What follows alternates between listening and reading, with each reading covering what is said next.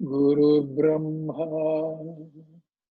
गुरुर्विष्णुः गुरुर्देवो महेश्वरः गुरुः साक्षात् परब्रह्म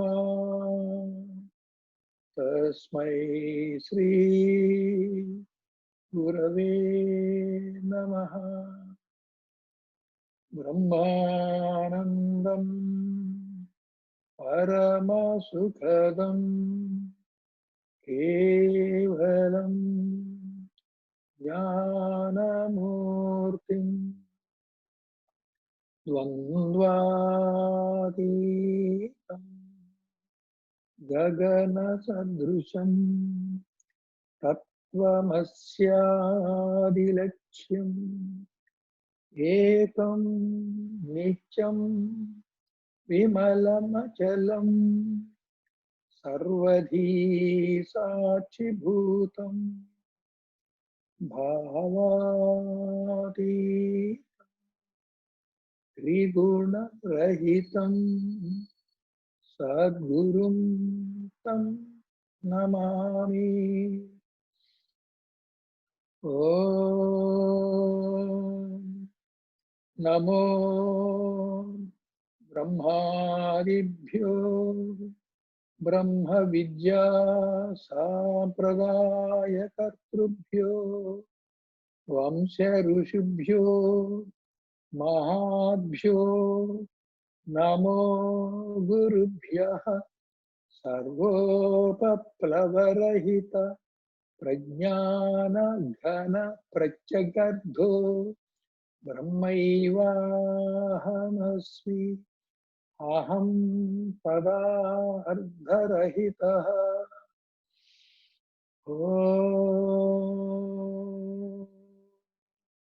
सहनाववतु सहनौ भुनक्तु सह वीर्यं करवावहै तेजस्विनावधीतमस्तु मा विद्विषावहै।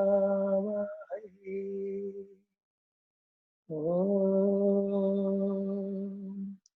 शान्ति शान्ति शान्ति।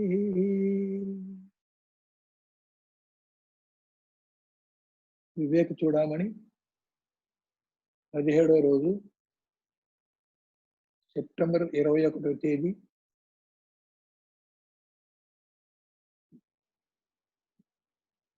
31 శ్లోకాలైనవి. 32వ శ్లోకం ఈరోజు పేజీ 14.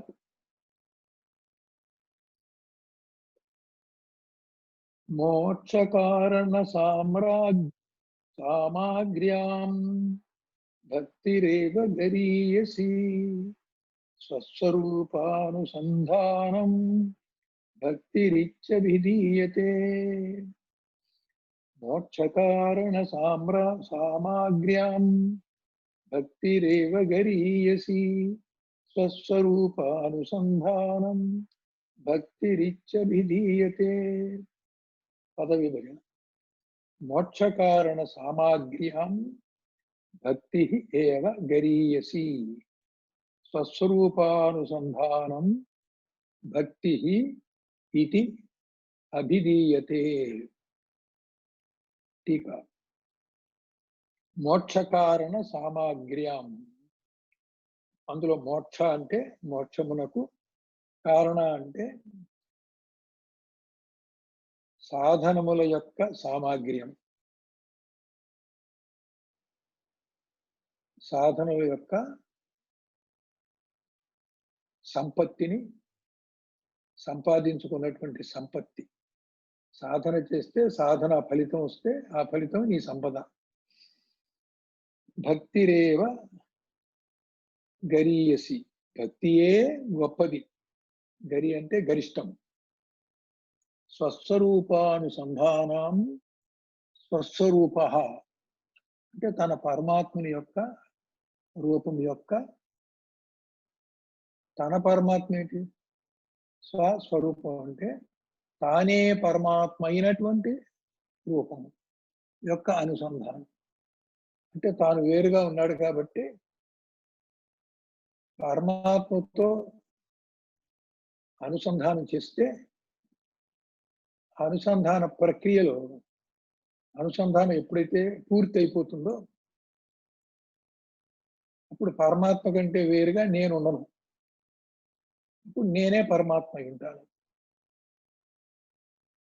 అనుసంధానము చేయుట భక్తిరితి, భక్తి ఇతి, భక్తి అని అభిధీయతే చెప్పబడుతుంది. భక్తి అంటే వేరుగా ఉన్నటువంటి వాడు తాను భగవంతుడు అయ్యుండి కూడా భగవంతుడు కాదు అనేటువంటి ఉద్దేశ్యంతో భగవంతుడిని సన్నిధానానికి తెచ్చుకొని లేక భగవంతుని యొక్క సన్నిధానానికి వెళ్ళి ఆ భగవంతుడితో అనుసంధానం చెయ్యాలి. చేయటం వల్ల భక్తుడు భగవంతుడు కలిపి ఒకటే అవుతారు. ఆ ఒకటైన దాంట్లో భక్తుడు వేరుగా ఉండడు. భక్తుడు భగవంతుడిలో విలీనమై భగవంతుడు మాత్రమే ఉంటాడు. అది అజ్ఞానంలో భేదభావంలో తాను భగవంతుడు అయ్యింది కూడా నేను భగవంతుని కాదు, భగవంతుడితో అనుసంధానం చేసి భగవంతుడిగా మారాలి అనే ఉద్దేశంతో భక్తి అనేటువంటి యోగాన్ని అభ్యాసాన్ని చేస్తూ ఉన్నాడు. వేదాంత పదకోశ దీపికలో 19వ పేజీ భక్తి రహస్యం. భక్తి అంటే అక్కడ నిర్వచనం ఇచ్చారు. అఖండమై ఉన్న సత్య వస్తువు అది ఒకటే ఉంది, అది తప్ప రెండోది లేదు. కానీ భ్రాంతి వలన నానాత్వముగా గోచరించింది, అనేక జీవులుగా గోచరించింది, అనేక నామరూపాల ప్రపంచంగా కూడా గోచరించింది. అనేక నామరూప ప్రపంచాలు ఈ నేనుకి, జీవుల్లో ఉన్నటువంటి నేనుకి విషయమైంది. ఆ విషయాన్ని విషయీకరించుకుంటే అది విషయ జ్ఞానం అయింది.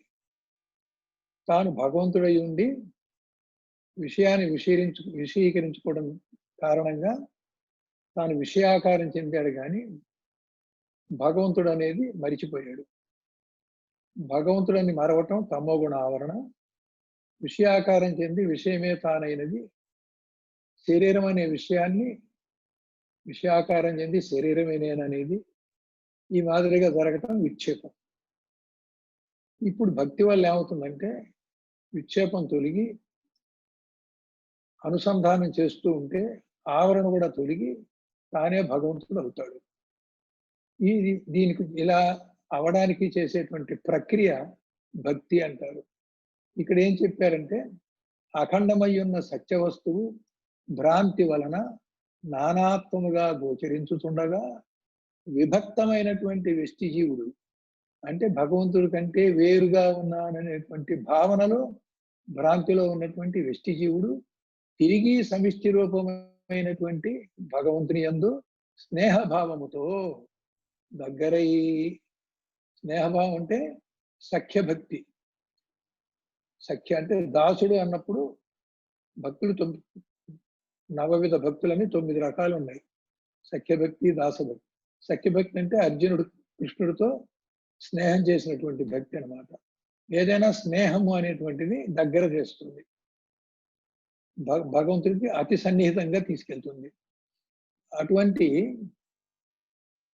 స్నేహభావముతో దగ్గరయ్యి ఆ భగవంతుడి దగ్గరికి వెళ్తే భగవంతుని యొక్క గుణాలు ఏంటి?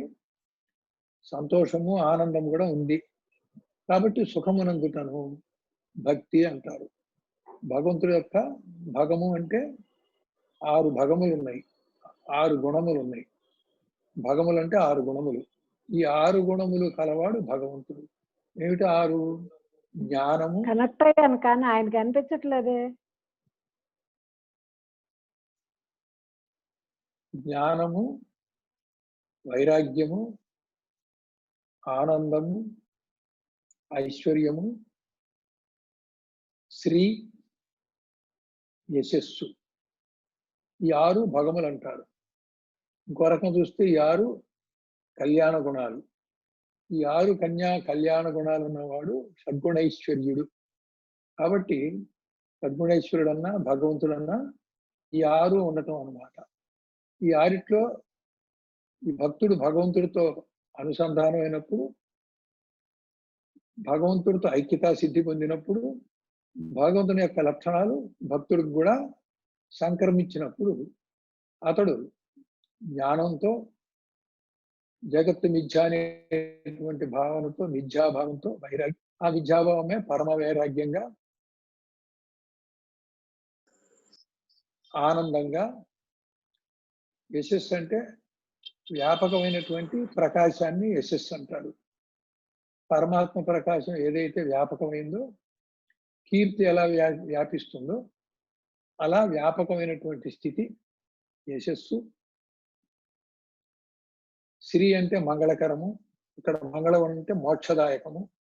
భగవంతుడితో ఐక్యతా సిద్ధి పొందడమే మోక్షము. ఈ విధంగా 6 గుణాలు భగవంతుడిలో ఉన్నవి. భక్తుడు అనుసంధానం కాగానే భక్తుడికి కూడా 6 గుణాలు సంక్రమిస్తాయి. అప్పుడు భక్తుడు సుఖంగా, ఆనందంగా ఉంటాడు. ఈ ఆనందం బ్రహ్మానందమే తప్ప మామూలు విషయానందం కాదు. ఈ విధంగా భ్రాంతి రహితమై అఖండ సహజ స్వరూపమైనటువంటి పరమాత్మ లక్షణముగా ఈ భక్తుడు ఉండి భ్రాంతి పోయింది. భ్రాంతి పోవడం అంటే ఏంటంటే, నేను భగవంతుడి కంటే వేరుగా ఉన్నాను అనేది భ్రాంతి. తాను భగవంతుడే ఉన్నాడు, భగవంతుడు తప్ప అన్యము లేదు. అన్యము తోచటమే విక్షేపం. కాబట్టి అన్యము తోచటం అనేది ఆగిపోతే విక్షేపం పోయినప్పుడు అనుసంధానం తేలికవుతుంది. అనుసంధానం పరిపూర్ణం అవ్వంగానే ఆవరణు కూడా తొలగి తానే భగవంతుడు అవుతాడు. భక్తి ప్రపత్తి అని కూడా అంటూ ఉంటారు. భక్తి ప్రపత్తిలోని మనం సాధారణంగా వాడతాం. ఈ ప్రపత్తి కూడా భక్తికి సంబంధించిందే. భగవంతునిపై విశ్వాసంతో వ్యష్టిగా తనకున్నటువంటి భారాలు, బాధ్యతలన్నీ కూడా భగవంతుని మీద పడేసి ఆయనకి శరణాగతి పొంది, ఏదొచ్చినా కానీ నేనేమి చేయలేదు, నాకేమి రాలేదు, అంతా భగవంతుడే. కాబట్టి సుఖం వచ్చినా దైవేచ్ఛ, బాధలు వచ్చినా దైవేచ్ఛ. బాధలు వచ్చినప్పుడు కుంగిపోవడం లేదు, సుఖం వచ్చినప్పుడు పొంగిపోవడం లేదు. కాబట్టి ఈ ప్రపత్తి అనేది ఒక శరణాగతి. ఎటువంటి శరణాగతి అంటే, నేను లేకుండా, నా కర్తృత్వం లేకుండా, నా భోక్తృత్వం లేకుండా అన్నిటికీ అతనే కర్త. నాహం కర్త హరిహి కర్త అన్నట్టుగా అన్నిటికీ భగవంతుడే కర్త. ఆయన యొక్క లీలా విలాసం, ఆయన క్రీడలో నేను ఒక పాత్రధారిని, ఆయన ఇచ్చ ప్రకారం నేను నడుచుకుంటున్నాను అని భగవంతుని మీద ప్రేమతో, భక్తితో అంతా ఆయన ఇచ్చకు వదిలేసి నీవు నీ పరంగా ఏ బరువు బాధ్యతలు లేకుండా సుఖంగా ఉండటాన్ని ప్రపత్తి అంటారు. దీనివల్ల భక్తుడు నిశ్చింతగా ఉంటాడు. ఏది జరిగినా, ఏమి చేసినా జరిగేది నీ ఇచ్చే, ప్రభు యొక్క ఇచ్చే అన్నట్టుగా దాన్ని ప్రపత్తి అంటారు. కనుక ఇక్కడ భక్తి అనేటువంటి మాటని శాస్త్రములలో మోక్షమునకు సాధనములుగా ఏవేవి చెప్పబడినవో వాటిలో భక్తి, జ్ఞాన, వైరాగ్య, యోగాలు 4. మొదటి నుంచి కూడా 4 చెప్తున్నాం. యోగాలు అంటే ఆత్మ సంయమన యోగం, కామకర్మ కలిగేది. భక్తి అనేది భగవంతుని అత్యంత సన్నిహితంగా, స్నేహపూర్వకంగా ఆయన హృదయంలో నీవు, నీ హృదయంలో ఆయన ఉండేలాగా ప్రయత్నం చేయటం, ఆర్తితో ప్రయత్నం చేయటం భక్తి అంటారు. ఆర్తి, అర్ధాత్రి, జిజ్ఞాస, ముముక్షు అని 4 ఉన్నాయి. అర్ధాత్రి అంటే కోరికలతో వెళ్ళటం. ఆర్తి అంటే దుఃఖం ఉంటే దుఃఖం పోగొట్టుకోవడానికి వెళ్ళటం. జిజ్ఞాసు అంటే భగవంతుడు అంటే ఏమిటో తెలిసి భగవంతుడిని తన హృదయంలో పెట్టుకొని భగవంతుడితో అనుసంధానం చేయటం కోసం చేసే ప్రయత్నం, ముందు తెలుసుకునే ప్రయత్నం జిజ్ఞాస. ముముక్షు అంటే అనుసంధానం చేయటం. ఇట్లా 4 మార్గాలు ఉన్నాయి. ఆర్తి, అర్ధాత్రి, జిజ్ఞాస, ముముక్షత్వం. ఇందులో జిజ్ఞాసకి భగవంతుడు అంటే ఏమిటి, పరమాత్మ అంటే ఏంటి అనేటువంటి జ్ఞానం కూడా ఉంటుంది. భక్తి వరకు అయితే అది ఉండదు.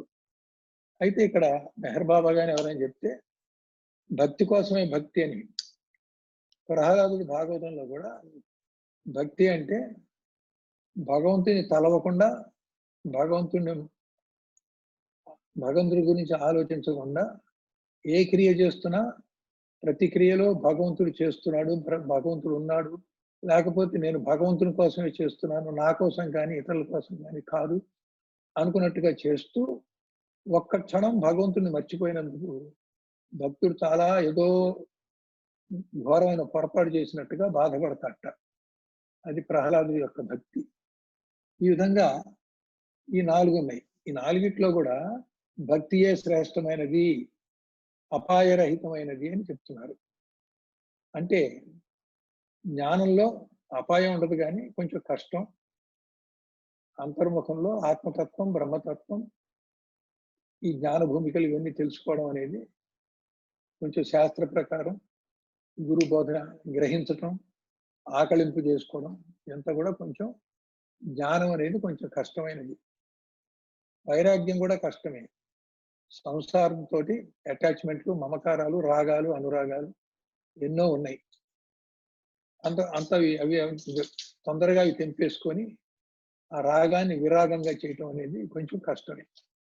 చెప్పడం చాలా తేలిక కానీ సాధన చేసి పోగొట్టుకోవడం, ఈ రాగాన్ని, ద్వేషాన్ని పోగొట్టుకోవడం కష్టం. అందుకే 4 కూడా ఏది శ్రేష్టం అంటే కంటే ఏది సులభం అంటే భక్తి. ఎట్లా అంటే నిజమైన భక్తి లేకపోయినా ముందు భగవంతుడికి కర్మకాండగా ఒక పూజాధికాలు చేసుకోవచ్చు, స్తోత్రాలు చేసుకోవచ్చు. అది కూడా చేతగా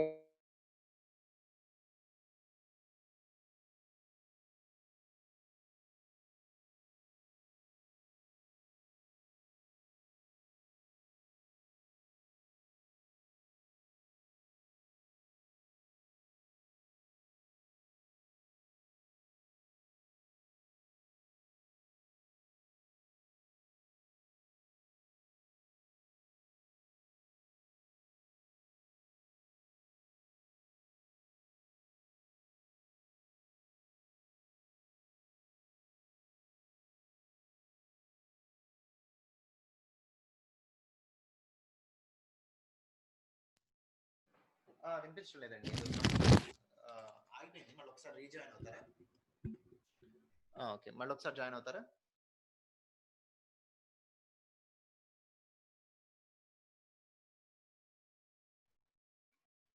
అలాగేనండి. వచ్చేసారండి.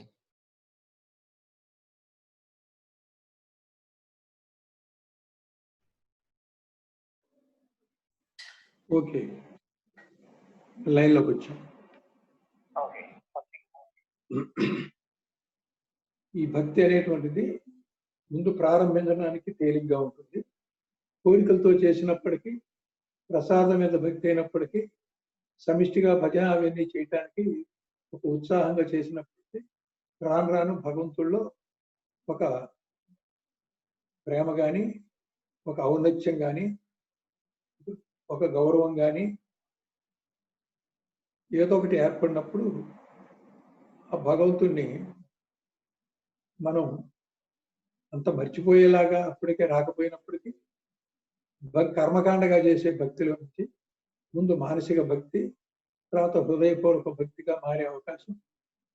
బాబా చెప్పినప్పుడు భక్తి కోసమే భక్తి, భగవంతుడి కోసమే భక్తి, నా కోసం కాదు. ఎవరైనా ప్రేమించిన వాళ్ళు ప్రేమ కోసం ప్రాణత్యాగం కూడా చేస్తారు.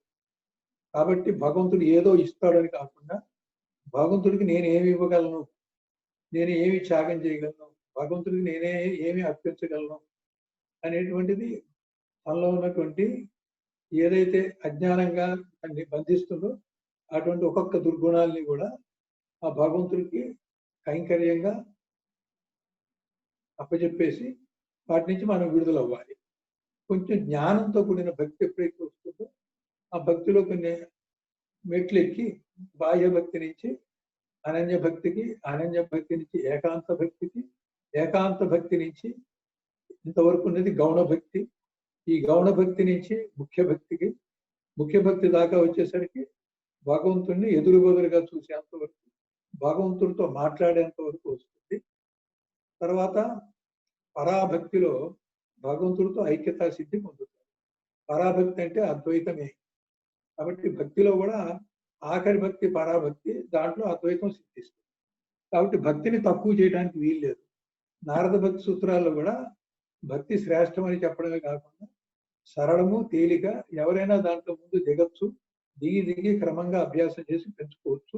మిగతా దాంట్లో అసలు అడుగు మొదటి అడుగులోనే అవసపాలు పడే అవకాశం ఉంది, కొంచెం చేతకాకపోయేది ఉంది, కొన్ని యోగాభ్యాసాల్లో ప్రమాదం కూడా కొన్ని తెలుస్తుంది.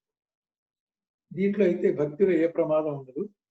కాబట్టి ముందు భక్తి చేసుకోవచ్చు అనేది ఈ శ్లోకంలో అనేక ఉపాయాల్లో ఒక శిష్యుడు సాధన మొదలు పెట్టడానికి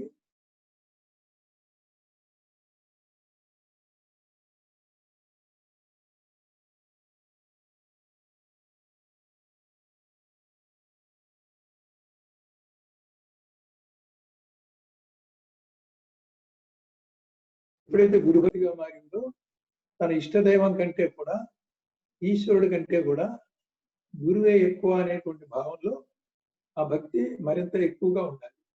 ఈశ్వరుడు అంటే ఒక విగ్రహమో, ఒక ఫోటోవో, లేదా ఒక భావనతోనే ఉంటాం. గురువు అంటే శరీరంతో నీకు ప్రత్యక్షంగా కనబడుతుంటారు. ఆ గురువును నువ్వు ఆశ్రయించవచ్చు, పాద నమస్కారం చేయొచ్చు, పూజించవచ్చు. ఇది కొంచెం స్థూలంగా ఉంటుంది. మన స్థూలమైనటువంటి స్థూల బుద్ధికి, ఇంద్రియాలకి అనుకూలంగా ఉంటుంది. కాబట్టి ఈశ్వరుడు కంటే గురువుని పెట్టుకుంటే గురువు ఒక మధ్యవర్తిగా ఉంటాడు అన్నమాట భగవంతుడికి, ఈ భక్తుడికి. అలాగే భగవంతుడు అంటే నీవే భగవంతుడు కాబట్టి నీకంటే భగవంతుడు అన్యంగా లేడు. అయితే భక్తిలో అన్యంగా ఉందనేటువంటి భావంతో భగవంతుడితో అనుసంధానం చేసుకున్నాం. భక్తి అనగా ఏమిటో తెలుపబడుతున్నది. ఇంకా కింద చెప్తున్నారు.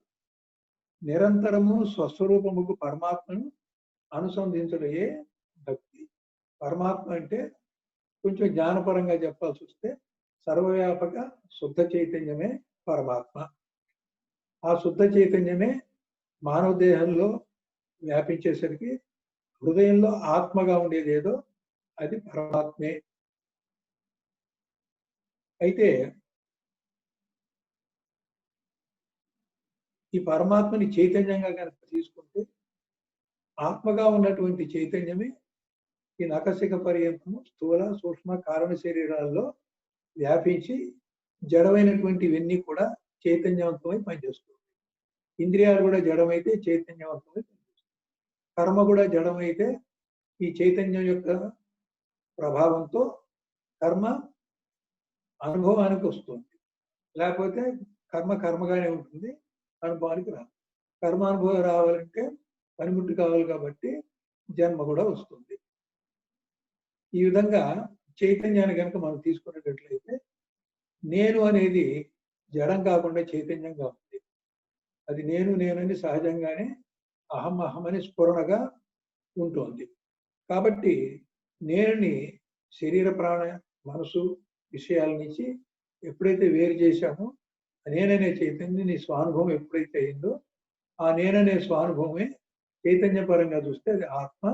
నీలో ఉన్నంత వరకు చూస్తే ప్రత్యేగాత్మ, అంతటా ఉన్నది చూస్తే పరమాత్మ. కాబట్టి చైతన్యం అన్నా ఆత్మ అన్నా పరమాత్మ అన్నా ఒకటే. ఎందుకంటే చైతన్యం ఒకటే కాబట్టి చిదేకం. ఇలా జ్ఞానంగా చూసినప్పుడు భక్తి అనగా పరమాత్మతో అనుసంధానం అయింది. మామూలు భక్తిగా చూసినప్పుడేమో భగవంతుడితో అనుసంధానం, జ్ఞానంగా చూసినప్పుడు పరమాత్మతో అనుసంధానం. పరమాత్మతో అనుసంధానం చేసినప్పుడు నేనులో ఉన్న చైతన్యము పరమాత్మ చైతన్యంగా ఉన్న పరమాత్మ రెండు చైతన్యాలు లేవు, రెండు ఒకటే. భ్రాంతిలో అజ్ఞానంలో వేరనుకున్నప్పటికీ అనుసంధానంతో నేనే పరమాత్మ అయినప్పుడు అదే జ్ఞానం. కాబట్టి ఇక్కడ భక్తికి జ్ఞానానికి పెద్ద తేడా లేదని చెప్తున్నారు. పరమాత్మతో అనుసంధించుటయే భక్తి అని ఆత్మజ్ఞులతే చెప్పబడుతున్నది. ఎవరైతే ఈ ప్రాసెస్ లో అనుసంధానం చేసి ఆత్మానుభవం పొందారో, ఆత్మని తెలుసుకొని ఆత్మ బ్రహ్మవిద్ బ్రహ్మైవ భవతిలాగా ఆత్మని తెలుసుకొని ఆత్మ సాక్షాత్కారం పొంది ఆత్మ తానే అయినటువంటిది ఏదో అటువంటి వాళ్ళని ఆత్మజ్ఞులు అంటారు. బ్రహ్మని తెలుసుకున్న వాళ్ళు బ్రహ్మజ్ఞులు, ఆత్మని తెలుసుకున్న వాళ్ళు ఆత్మజ్ఞులు. వాళ్ళు వాళ్ళ అనుభవంతో చెప్తున్నారు జ్ఞానం అయినా భక్తి అయినా రెండు ఒకటే. అనగా స్వస్వరూప స్థితిలో ఉండుటే. స్వ అనేది భక్తునికి సంకేతం, స్వరూపం అనేది పరబ్రహ్మకి సంకేతం. స్వస్వరూపం అనగానే స్వ అనే భక్తుడు స్వరూపంగా ఉండే పరమాత్మతో అనుసంధానమై స్వస్వరూపం అయ్యాడు. ఇక్కడ భక్తుడి యొక్క పేరు నేను అనేది లేకుండా చేసుకుంది. దాని బదులు స్వ అనేటువంటి పదం పెట్టి పరమాత్మతో జీవుడు వాడు ఎప్పుడైతే ఐక్యమయ్యాడో దాన్ని జీవ బ్రహ్మైక్య అనుసంధానం. ఒక శ్లోకం. స్వాత్మతత్వానుసంధానం భక్తిరిచ్చ పరే జగు. స్వాత్మతత్వానుసంధానం భక్తి ఇచ్చ అపరే జగు. పదవిభజన. స్వాత్మతత్వ అనుసంధానం భక్తి ఇది అపరే జగు. టీకా. అపరే మరికొందరు, పరము అంటే వేరే వాళ్ళు, మరికొందరు. స్వాత్మతత్వానుసంధానం. కొంతమంది ఏమంటున్నారంటే ఆత్మతత్వ సంధానము అంటే నీ ఆత్మని సర్వత్రా ఉన్న పరమాత్మని తత్వంగా చూస్తే రెండు ఒకటి. అప్పుడు స్వ ఆత్మ అయింది. తన యొక్క తత్వం, నేనులో ఉన్నటువంటి తత్వము పరమాత్మలో ఉన్నటువంటి తత్వము రెండు ఒకటైనప్పుడు, పరమాత్మ తత్వంతో అనుసంధానం అయినప్పుడు, తానే పరమాత్మ అయినప్పుడు తత్వరూపంగా చూస్తే రెండు ఒకటైంది. అంటే లక్ష్యార్థంలో తత్వాన్ని పట్టుకున్నప్పుడు ఒకటైంది, వాచ్యార్థంలో చూస్తే అది వేరువేరుగా ఉంది. ఇప్పుడు జలము వేరు, మంచుగడ్డ వేరు, ఆవిరి వేరు.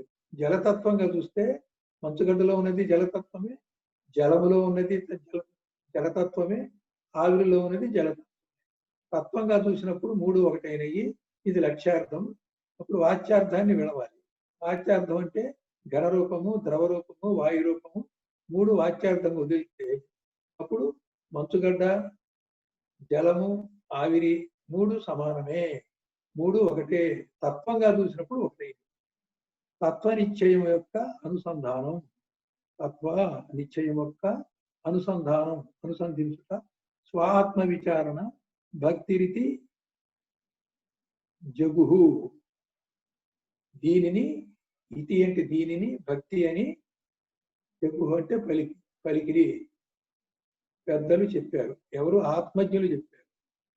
తాత్పర్యం తనలో ఆత్మ విచారణ దృఢముగా చేయుటయే భక్తి అని మరికొందరి అభిప్రాయం. భక్తి అంటే ఇన్ని రకాలు ఎందుకు చెప్తున్నారంటే, సాధారణంగా భక్తి అంటే మనందరికీ కూడా ఒక అభిప్రాయం ఉంది. ఊళ్ళోకి వెళ్తాం, కొబ్బరికాయ కొట్టడం, ప్రసాదం తెచ్చుకోవడం, మెట్ల మీద కూర్చోవడం, ముక్కలు కొట్టుకోవడం, తినడం, అక్కడ కాసేపు కూర్చోవడం.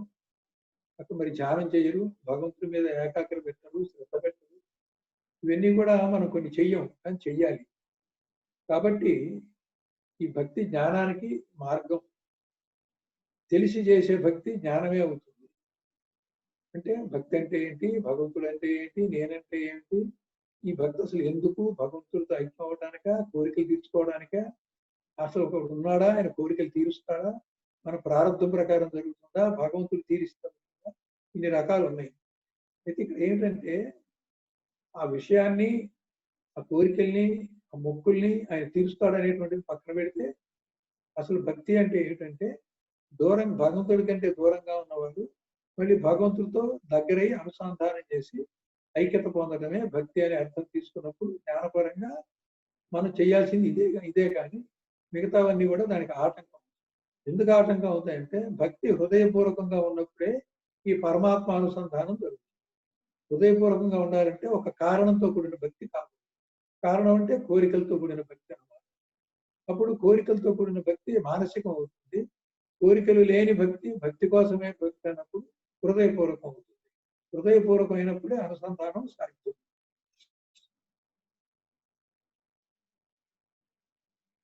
33వ శ్లోకం. ఉక్త సాధన సంపన్న తత్వ జిజ్ఞాసు ఆత్మనః ఉపసీదేద్గురుం ప్రాజ్ఞం యస్మాత్ బంధ విమోక్షణం. ఉక్త సాధన సంపన్న తత్వ జిజ్ఞాసు ఆత్మనః ఉపసీదేద్గురుం ప్రాజ్ఞం యస్మాత్ బంధ విమోక్షణం. పదవిభజన. ముక్త సాధన సంపన్న తత్వ జిజ్ఞాసు ఆత్మనః ఉపసీదేత్ గురుం ప్రాజ్ఞం యస్మాత్ బంధ విమోక్షణం. ఇక ఉక్త సాధన సంపన్న. ఉక్త అంటే ఈ చెప్పబడినటువంటి సాధన, ఏ సాధన అయితే ఉన్నదో, సంపన్న ఆ సాధన యొక్క ఫలితాన్ని తన సంపదగా, తన యొక్క ఆస్తిగా పెట్టుకున్నవాడు. ఆత్మనః ఆత్మ యొక్క తత్వ జిజ్ఞాసు యథార్థమును గుర్తెరగదలిచిన వాడు. తత్వ జిజ్ఞాసుడు అంటే తత్ ప్లస్ త్వం, తత్వం. తత్వ జిజ్ఞాస అంటే తానెవరో, నేనెవరో, తానికి నేనుకున్న సంబంధం ఏమిటో తెలిసిన తర్వాత నేనే తాను, తానే నేను అనేటువంటిది తెలుసుకునేదాకా జిజ్ఞాస, తెలుసుకున్న తర్వాత అనుసంధానం. తెలుసుకునేదాకా తత్వ జిజ్ఞాసువు, తెలుసుకున్న తర్వాత తత్వానుసంధానం జరుగుతుంది.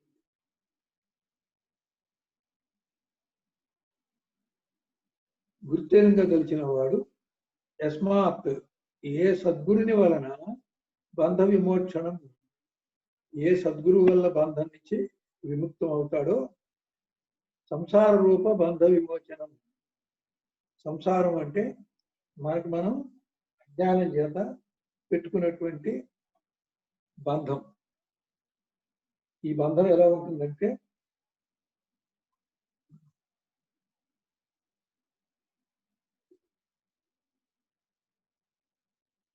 ఒకడు చెట్టుని కౌగిలించుకొని, చెట్టు నన్ను పట్టుకుంది, నన్ను విడిపించండి అంటున్నాడు.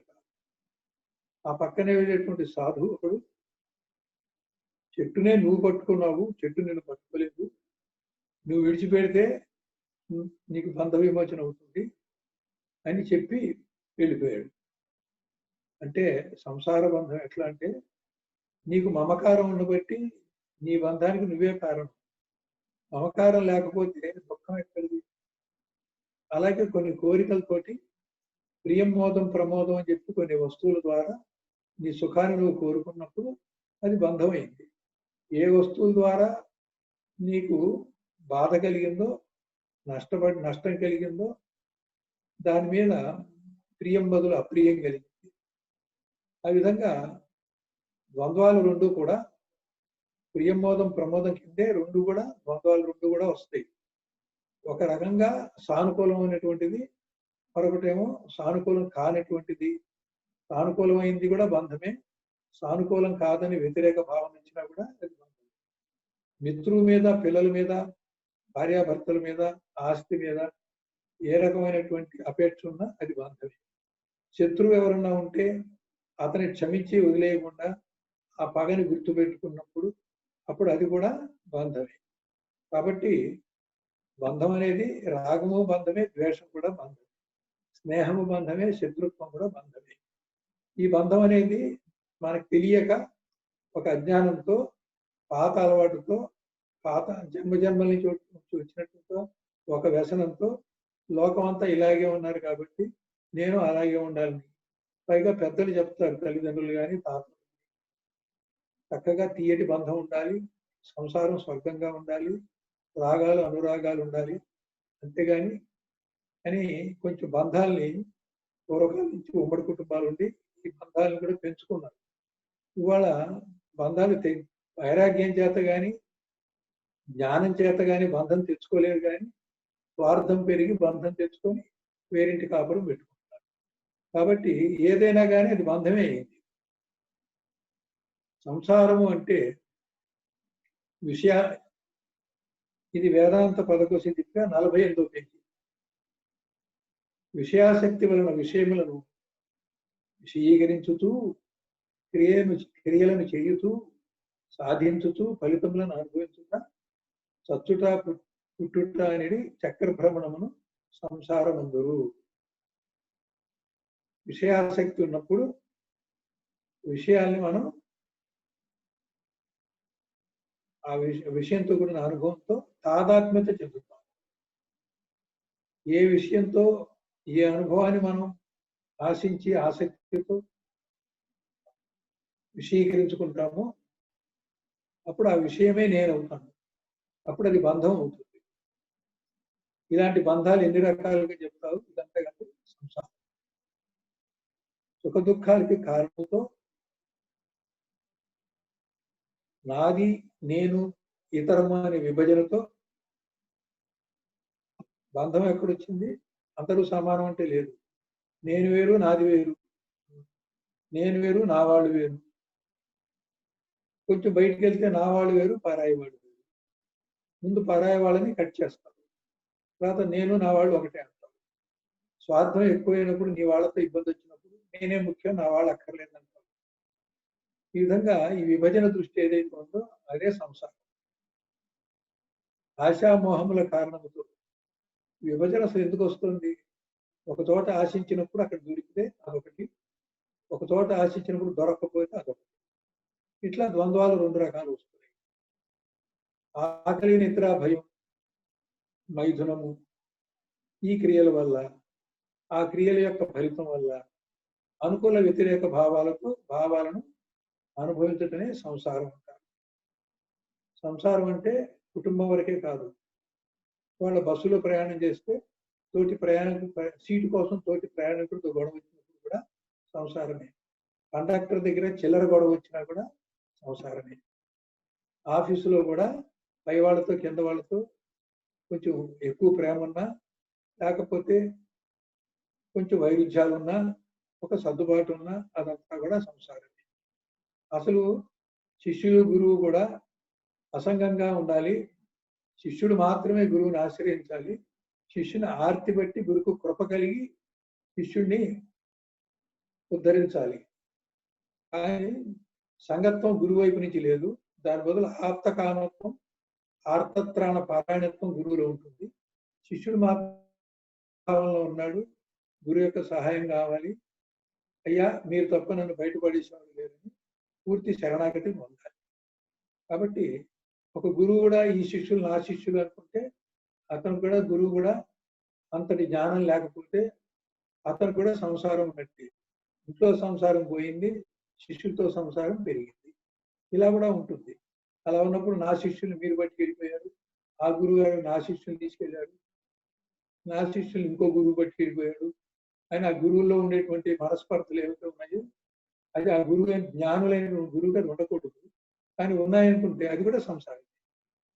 ఈ విధంగా ఎక్కడెక్కడ వ్యవహారాలు మనం స్వయంకృతంగా పెట్టుకున్నాము, దాన్ని విడుదల చేసుకోలేకపోవడానికి మనం అశక్తులము, అదంతా కూడా మనం స్వయంకృతంగా పెట్టుకున్నటువంటి బంధము. ఈ బంధాన్నే సంసారం అంటారు. సంసరణ అంటే ఒక ఉపాధి నుంచి మరొక ఉపాధికి జీవుడు పునర్జన్మలో మారటాన్ని, ఒక ఉపాధి నుంచి నిర్గమించి మరొక ఉపాధిలో ప్రవేశించడాన్ని సంసరణ అంటారు. కాబట్టి జనన మరణ చక్రంలో ఈ సంసరణ అనేటువంటిది ఉపాధి యొక్క మార్పిడితోటి చొక్కా ఇవ్వడం, చొక్కా తొడుక్కోవడం, చొక్కా విప్పడం, చొక్కా తొడుక్కోవడం ఏదైతే ఉందో ఇది తెంపు లేకుండా సాగిపోతుందో ఈ జనన మరణ చక్రం కూడా సంసరణ.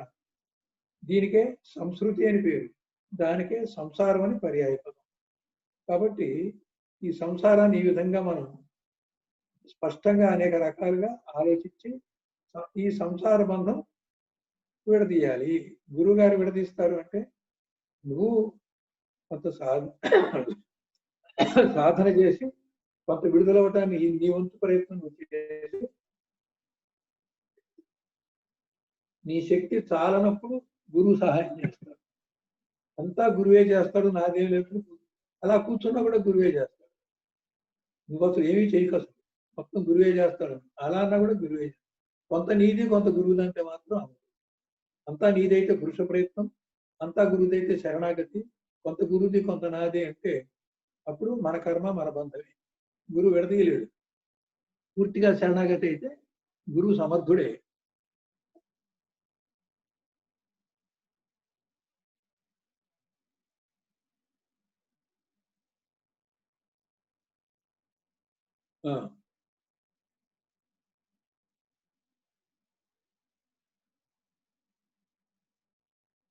సంసార రూప బంధ విమోచన కలుగుతున్నదో తం అటువంటి ప్రాజ్ఞం అట్టి ప్రజ్ఞావంతుడైనటువంటి గురు శ్రీ సద్గురువును ఉపసేదేత్. ఉప అంటే సమీపం, ఉపసేదేత్ అంటే సమీపించవలను. కాబట్టి మన శక్తి చాలినప్పుడు గురువు యొక్క శక్తిని కూడా తీసుకోవాలి. అది ఎలా వస్తుందంటే గురువుని నీ ఇష్టదైవం కంటే ఎక్కువగా గురుభక్తితో ఉన్నప్పుడు, గురువుని ఆ విధంగా ఆశ్రయించిన వాళ్ళు ఎవరైనా ఉంటే వాళ్ళకి ఇతరత్ర జ్ఞానం ఉన్నా లేకపోయినా గురువుతో ఐక్యత సిద్ధి పొందినప్పుడు గురు సాక్షాత్ పరబ్రహ్మ కాబట్టి శిష్యుడు కూడా అదే సిద్ధిస్తుంది. కాబట్టి ఒక భక్తి కూడా సామాన్యంగా, భక్తి ద్వారా కూడా ముక్తి పొందొచ్చు. తాత్పర్యం: ముందు చెప్పబడిన సాధన చతుష్టయ సంపత్తుతో కూడుకొనిన వాడు తన ఆత్మస్వరూపమును తెలియగోరిన వాడై సంసార బంధ ఛేదన దక్షుడును ప్రజ్ఞానిధి ఒక దేశిక స్వామిని సమీపించడు. ఒకడు కట్లతో బంధించబడినటువంటి వాడు ఉంటే శిష్యుడు కూడా బద్ధుడైనప్పుడు తన బంధాన్ని తానే ఓడ తీసుకోలేనటువంటి గురువు ఎవరన్నా ఉంటే అటువంటి గురువు దగ్గరికి ఈ శిష్యుడు వెళ్తే శిష్యుని యొక్క బంధం మాత్రం ఎలా తీసేస్తాడు? కాబట్టి ఇక్కడ ఏం చెప్తున్నాడంటే గురువు అటువంటి బద్ధుడు కాదు. ముందు చెప్పబడిన సాధనా చతుర్థ సంపత్తుతో కూడుకుని వాడు తన ఆత్మస్వరూపమును తెలియగోరిన వాడై సంసార బంధ ఛేదన దక్షుడు, ఛేదించగలిగినటువంటి సమర్థుడు, ప్రజ్ఞానిధి అయినటువంటి ఒక గురువు దగ్గరికి వెళ్ళాలి. ఆ గురువు ఎవరు? దేశిక స్వామి. దేశిక అంటే ఏది సత్యమో దాన్ని నిర్దేశించి దృఢంగా ఖచ్చితంగా తాను అనుభవిస్తూ తన అనుభవం నుంచి శిష్యుడికి చెప్పగలిగిన వాడు దేశికుడు. అటువంటి దేశిక స్వామిని, మరి స్వామి అనే పదం ఎందుకు పెట్టారు? నువ్వు స్వామిగా చూడాలి ఆయన. స్వామి అంటే ప్రభువు అని, ప్రభు అంటే రక్షించేవాడు అని. ఆయనే నిన్ను రక్షించగలడు. మరి ప్రభు దగ్గరికి ఎందుకు వెళ్ళాలి అంటే ఆయన పూర్తిగా అనుభవంలో ఉన్నాడు కాబట్టి ఆ నిర్వికల్ప స్థితిలో కొన్ని శక్తులు గురువుకు ఉంటాయి. అందుకే శ్రీ సద్గురువు అని శ్రీ అని. శ్రీ అనేటువంటిది శిష్యుని తరింపజేయటానికి అవసరమైనటువంటి గుణ సంపన్నం గురువులో ఉంటుంది. సద్గుణ సంపన్నం. ఆ సద్గుణ సంపన్నాన్ని బట్టి శిష్యుని ఉద్ధరించడం కానీ, శిష్యుడు బయటపడటానికి అవసరమైన పరీక్షలు పెట్టడం కానీ ఇవన్నీ కూడా చేస్తారు. పరీక్ష పెట్టాలంటే మళ్ళీ ప్రకృతే కాబట్టి గురు బ్రహ్మ, గురు విష్ణు, గురు దేవో మహేశ్వర అన్న స్థాయిలో తాను సాక్షాత్ పరబ్రహ్మం అయినప్పటికీ కూడా శ్రీ అనే పదంతో ఇవన్నీ కూడా చేయగలుగుతాడు. అటువంటి గురువుని, అటువంటి దేశికుడు అనగానే నీకు అందుబాటు కాదు. దేశిక స్వామి అన్నాడు కాబట్టి స్వామిత్వంతో నీకు అందుబాటు అయ్యాడు. స్వామి అంటే మరొక అర్థం యజమాని. గురువే యజమాని. నీవు ఆ సూఫీ గురువులు చెప్పినట్టుగా అదృష్టవంతులకు బానిస. 34వ శ్లోకం, 35 రెండు కల్పించారు ఇక్కడ. శ్రోత్రియో అగురుజునో అకామహతో యో బ్రహ్మవిత్తమః.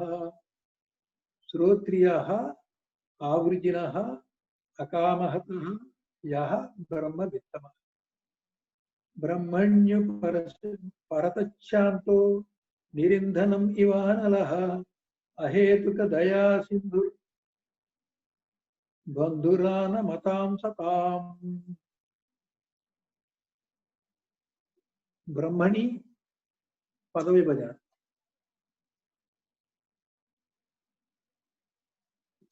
బ్రహ్మణి ఉపరతః శాంతః నిరింధనః ఇవ అనలః అహేతుక దయాసిద్ధు బంధుః ఆనమత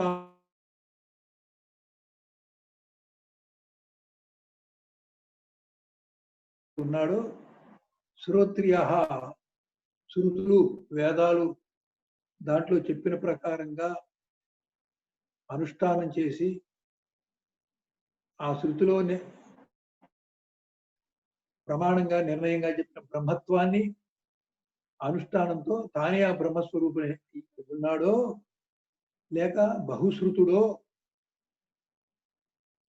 ఆవృజిన పాపరహితుడో అకామత కామము చేత బంధము లేనివాడు బ్రహ్మవిత్తమ బ్రహ్మవిధులకెల్లా ఉత్తముడు బ్రహ్మ విద్వరుడు శ్రేష్ఠుడు బ్రహ్మణి పరబ్రహ్మయందు ఉపరత సుఖించిన వాడు. ఇక్కడ ఉపరతికి ఎందుకు వచ్చాడు గురువు? తానైనటువంటి ఆనంద స్వరూపం అయితే శిష్యుడికి అందుబాటు కాదు. శిష్యుడికి అందుబాటు అవడానికి త్వం రూపంలోకి దిగినప్పుడు ఉపరతి ఉంటుంది. తద్రూపంలోనేమో ఉపరతి ఆత్మరతిగా స్వయంరతిగా. నిరంధన కట్టెలు లేని అనల అగ్ని ఇవ వలె శాంత శమనశీలుడు ఆనమతాం నమస్కరించినటువంటి నమత అంటే నమస్కారం. ఆనమత అంటే ఆ నమస్కారంతో ఏ శిష్యుడైతే నమస్కరిస్తున్నాడో ఇక్కడ ఆ అనే పదం ఎక్కడైతే వచ్చిందో అది తన మీద అప్లై చేయాలి.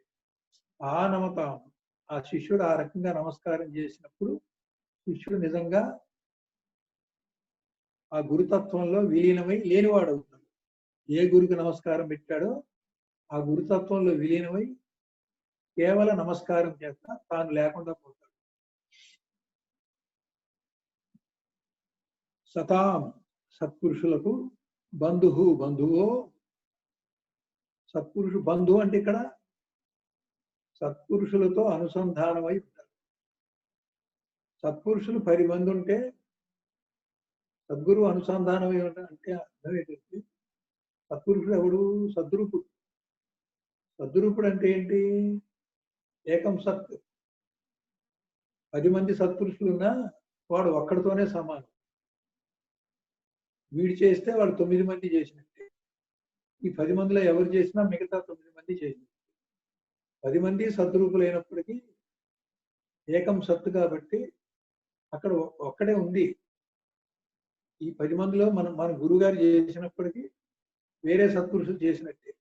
వేరే సత్పురుషులు చేసినప్పటికీ నీ గురువు నీకు చేసినట్టే. ఎందుకంటే సత్ అనేటువంటిది సత్పురుషులు 10 మంది ఉండరు. శరీరంతో చూస్తే 10 మంది ఉంటారు కానీ అనుభవంగా చూస్తే ఒక్కడే. కాబట్టి సత్పురుషులకు బంధువు అనగానే అనుసంధానం అయి ఉన్నవాడు. ఎంతమంది సత్పురుషులతో అందరితో అనుసంధానమై అక్కడ ఏకత్వ స్థితిలో ఉన్నటువంటి వాడు. అహేతుక దయాసింధు. ఆయన కరుణకి ఒక కారణం ఉండదు.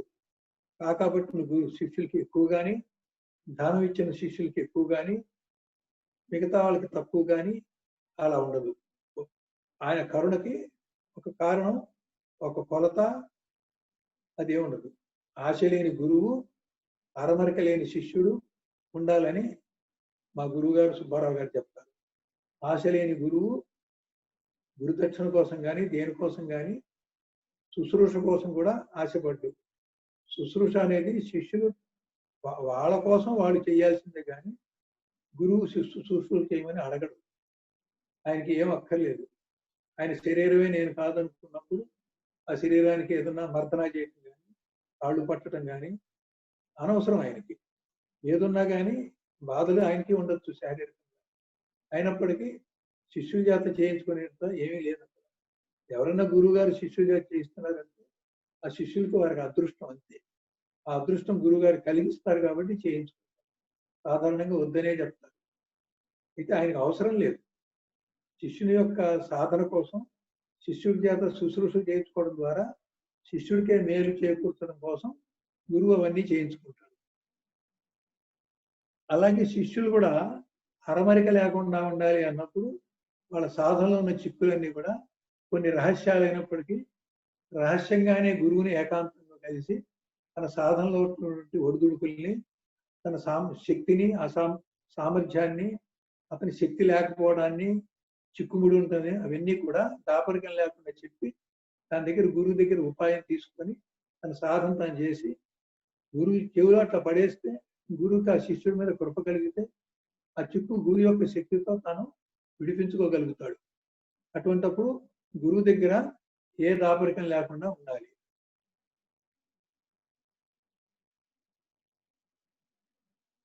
నిర్వ్యాజ కరుణ, అవ్యాజ కరుణ అన్న నిర్వ్యాజ కరుణ అన్న ఒక కారణము లేకుండా ఉండేటువంటి కరుణ. కరుణా సింధు, సింధు అంటే సముద్రుడు, కరుణా సాగరుడు తాత్పర్యం. శ్రీ సద్గురుని యొక్క లక్షణం చెప్తున్నారు. ఇందానే నేను చెప్పాను శ్రీ సద్గురు అని. శ్రీ అంటే త్వం రూపంలో వచ్చి అనుగ్రహించేవాడు శ్రీ సద్గురు. తద్రూపంలో ఉండి అనుగ్రహించలేక త్వం రూపంలోకి వచ్చి గురు యొక్క అనుగ్రహంతో త్వముగా ఉన్న శిష్యుడు గురువుపదేశంతో గురు యొక్క కరుణతో గురు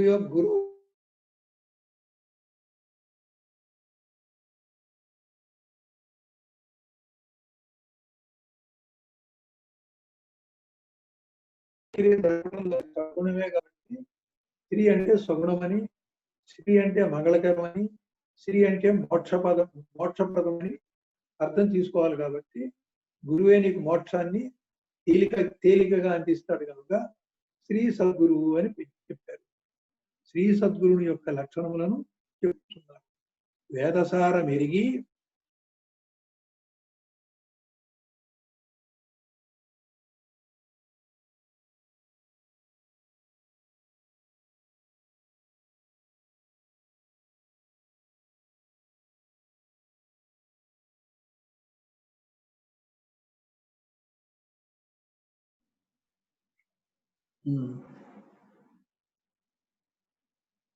వేదసార మెరిగి తద్ ఆచరణ దక్షుడు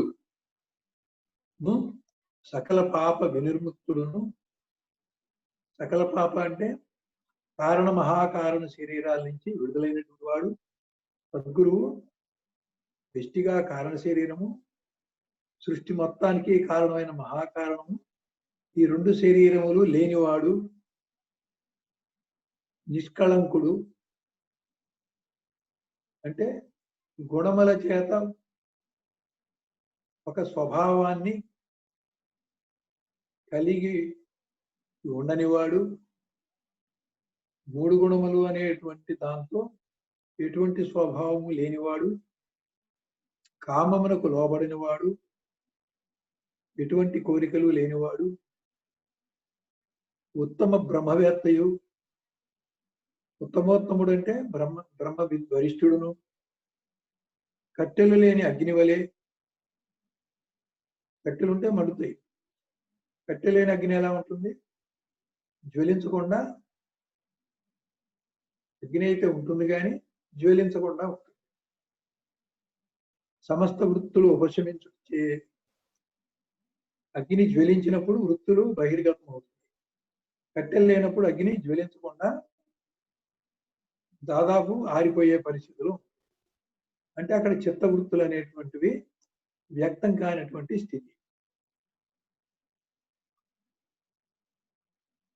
సమస్త చిత్తవృత్తులు కూడా ఉపశమించుట చేత శాంతాకారుడై శాంతమూర్తి అయి అలా స్వయం ప్రకాశంతో ప్రకాశిస్తున్నవాడు. ఇదంతా గురువు యొక్క వర్ణన.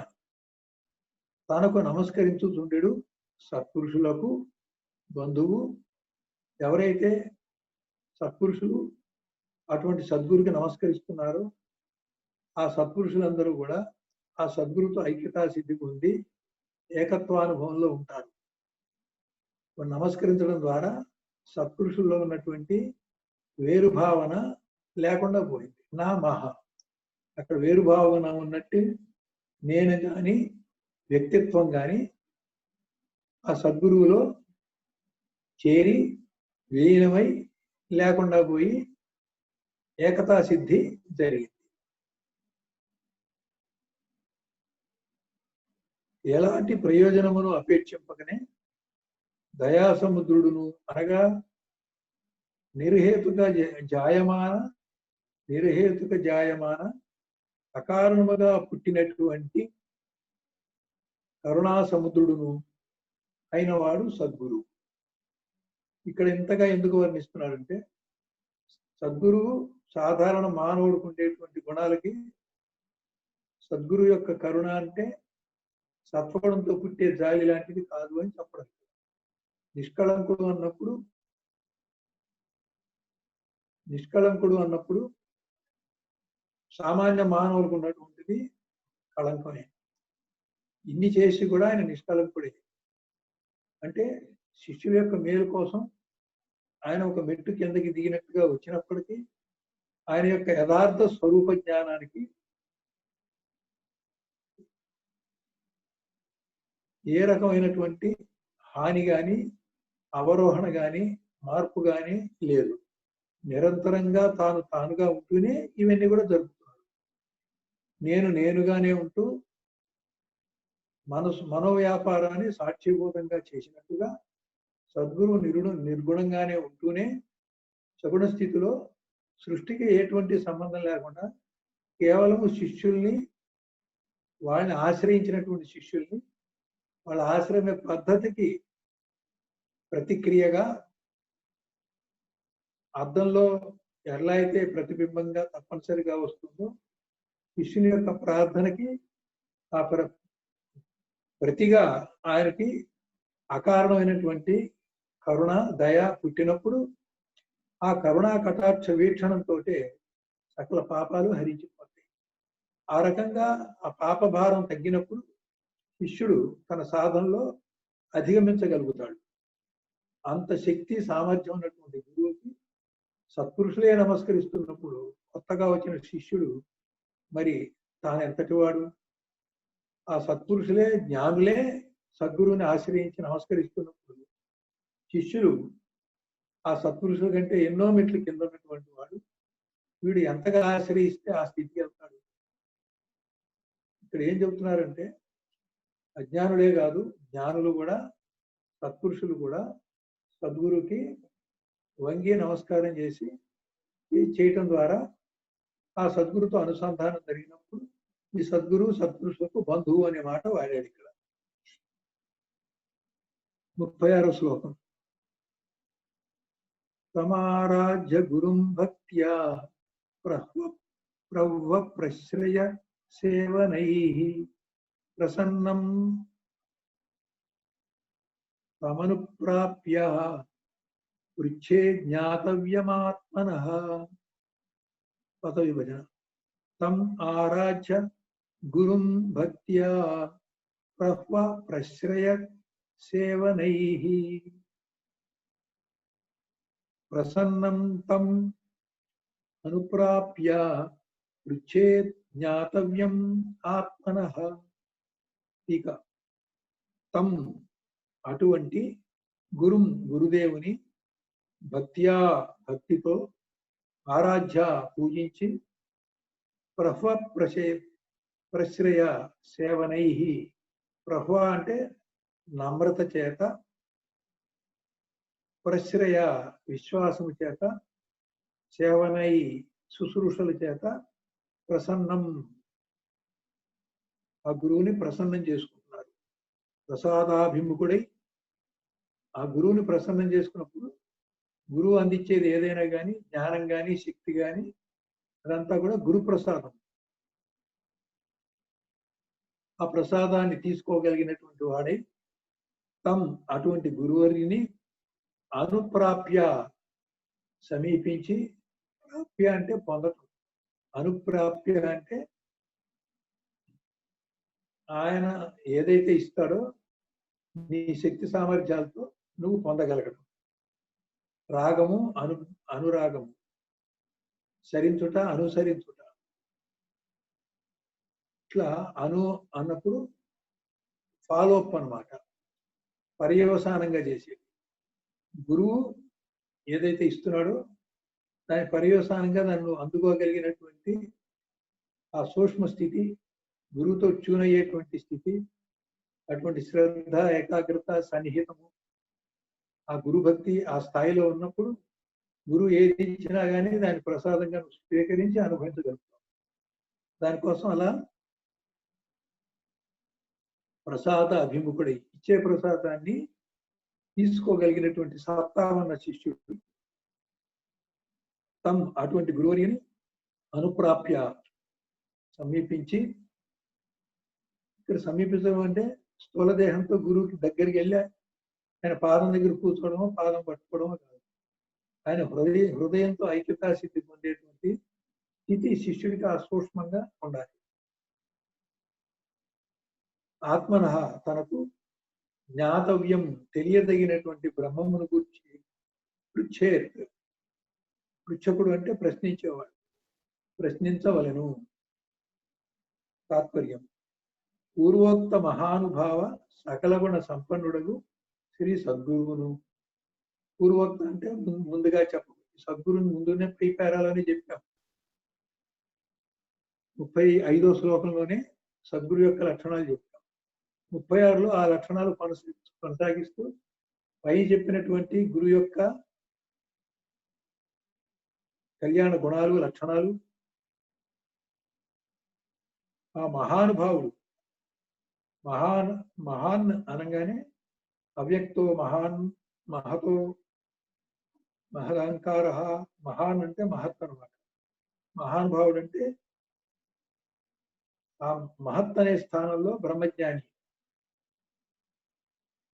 మనం నమో బ్రహ్మాదిభ్యో మహాభ్యో అన్నాం. మహాభ్యో అన్నా కూడా అటువంటి మహానుభావుడు అర్థం. సకల గుణ సంపన్నుడగు, ఈ గుణాలంటే తమో రజగుణ సత్వగుణాలు కాదు, జ్ఞాన వైరాగ్య ఆనందాలు, శ్రీ యశస్సు ఐశ్వర్యాలు, ఈ 6 ఉన్నటువంటి వాడు. అటువంటి సంపన్నుడగు అంటే భగవత్ స్వరూపుడైన వాడు, భగవత్ స్వరూపుడైనటువంటి వాడు శ్రీ సద్గురువును నిష్కళంక భక్తితో ఆరాధించి, నీ భక్తిలో కూడా ఆయన నిష్కళంకుడే, మన భక్తి కూడా నిష్కళంకం ఉంది. నిష్కళంకం అంటే ఏంటి? తామసిక భక్తి కాకూడదు, రాజసిక భక్తి కాకూడదు. ప్రారంభంలో సాత్విక భక్తి అయినా చివరికి సత్వగుణ అనుసంధానం అయ్యేసరికి ఆ సత్వగుణ భక్తి కూడా పోయి పరాభక్తిలో సత్వగుణం కూడా ఉండదు. ఆ భగవంతుడితో ఐక్యతా సిద్ధి పొందుతాడు. అటువంటి నిష్కళంక భక్తితో ఆరాధించడం అంటే మళ్ళీ ఏ భగవంతుని నువ్వు ఆరాధిస్తావో ఆ భగవంత్ స్వరూపుడు అవ్వాలి. ఆరాధన అన్నా, ఉపాసన అన్నా, అనుష్ఠానం అన్నా ఒకటే.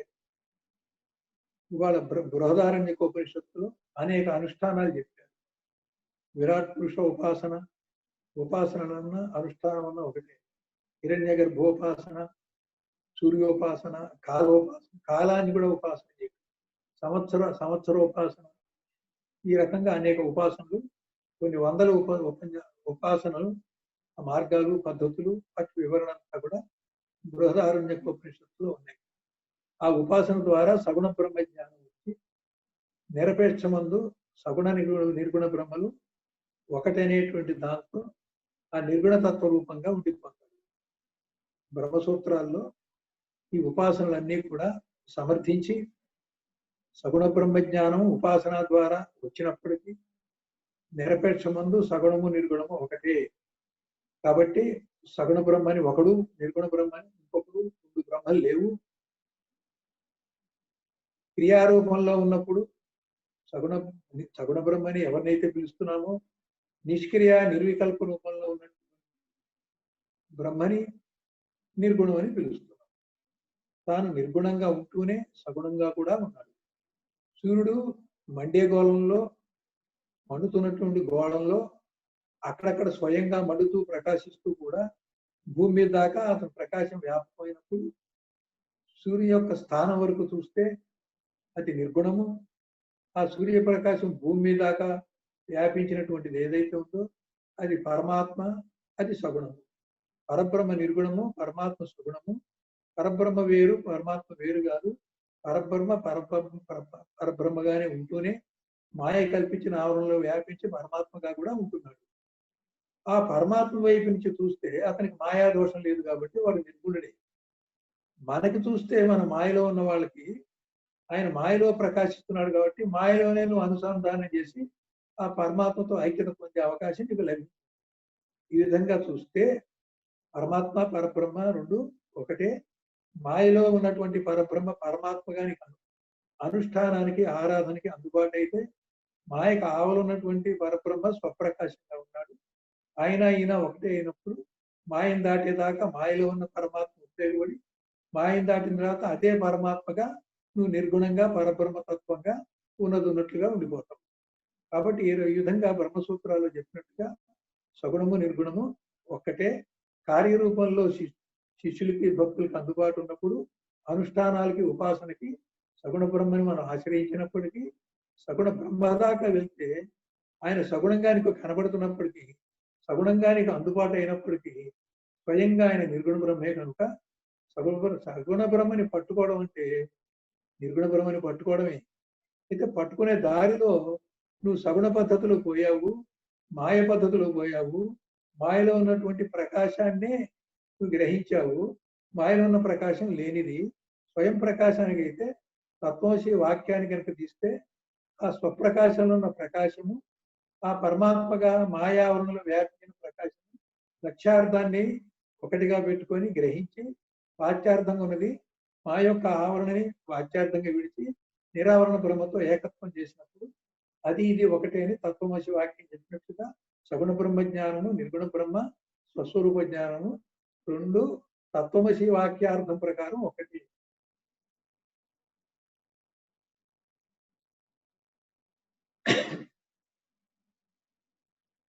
ఆరాధించి వినయ విశ్వాస శుశ్రూషలతో శిష్యుడికి వినయం ఉండాలి. వినయం అంటే ఏంటి? నయము అంటే అణకువగా విపరీతంగా రజోగుణంలో లేకుండా ఉండటం. వినయం అంటే విశిష్టంగా నయంగా. నయం అంటే నమ్మకము, నయం అంటే విశ్వాసము, నయం అంటే వినయం అంటే విశిష్టంగా ఉండేటువంటి విశ్వాసము, విశిష్టంగా ఉండేటువంటి భక్తి, దాన్ని వినయం అంటాం. విశ్వాసం మళ్ళీ పర్యాయపదం, విశ్వాసం కూడా. శుశ్రూష, ఈ మూడు ఉండాలి. వినయ విధేయత విశ్వాసము చతుర్విధ శుశ్రూషలు గురువుకి చేసి గురువుని ప్రసన్నం చేసుకోవాలి. గురువుని ప్రసన్నం చేసుకోవాలి. ఎందుకని? గురువు నిర్వికల్పుడు నిర్గుణుడు కాబట్టి నువ్వు ప్రసన్నం చేసుకుంటే ఆయనలో శ్రీ కూడా ఉన్నది కాబట్టి ప్రసన్నత్వం కూడా ఆయనలో ఉన్నది కాబట్టి నిర్గుణంగా ఉంటూనే సగుణంగా కూడా ఉండి తద్రూపంగానే ఉంటూ త్వరూపంగా దిగొచ్చి త్వరూపంలో శిష్యుణ్ణి అనుగ్రహిస్తూ ఉంటాడు. ఆ శిష్యుణ్ణి అలా అనుగ్రహింపజేసుకోవాలి అంటే గురువు సంగత్వం లేనివాడు, గురువు ఎటువంటి శిష్య సంస్కారం కూడా లేనివాడు.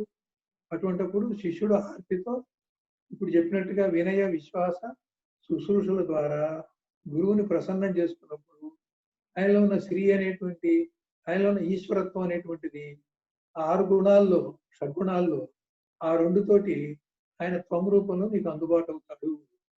అప్పుడు ఆయన నిన్ను అనుగ్రహిస్తాడు. సమీపించి శ్రీ దేశిక స్వామి తనచే తెలియతగిన పరబ్రహ్మ విషయమై, మళ్ళీ ఇక్కడ కూడా దేశిక స్వామి అని వచ్చింది. దేశికుడు అయినప్పటికీ నీకు స్వామిగా నీకు యజమానిగా దిగొచ్చాడు. దిగొచ్చాడంటే అక్కడ ఉంటూనే ఇక్కడ కూడా ఉన్నాడని.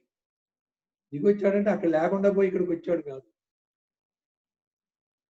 సూర్యుడిలో ప్రకాశం సూర్యుడిలో ఉంటూనే ఇక్కడ ఎండగా కూడా ఉంది. ఇక్కడ ఎండ కాయంగానే సూర్యుడు బ్లాక్ అయిపోలే, సూర్యప్రకాశం సున్నా అవ్వలేదు. అక్కడ ప్రకాశిస్తూనే ఇక్కడికి వచ్చాడు. ఇక్కడికి వచ్చిన ఎండని ప్రకాశాన్ని సగుణ పరమాత్మ అని, సూర్యుడిలో ఉన్న స్వయం ప్రకాశం ఉన్నదాన్ని ఒక ఉదాహరణగా తీసుకుంటే అది స్వప్రకాశ పరబ్రహ్మని తీసుకున్నప్పుడు పరబ్రహ్మ పరమాత్మ ఒకటే. నెహర్ బాబా ప్రార్థనలో కూడా పరబ్రహ్మ పరమాత్మ అంటారు. అది విడగొట్టకూడదు. పరబ్రహ్మ పరమాత్మ అని ఇద్దరుగా అనకూడదు. పరబ్రహ్మ పరమాత్మ అని పిలవాలి. అలాగే ప్రార్థన చేయాలి మెహర్ బాబా ప్రార్థన.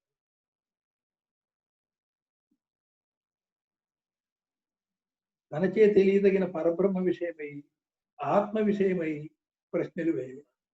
ఆత్మ విషయమై వేసేటువంటి ప్రశ్నే పడి ప్రశ్న.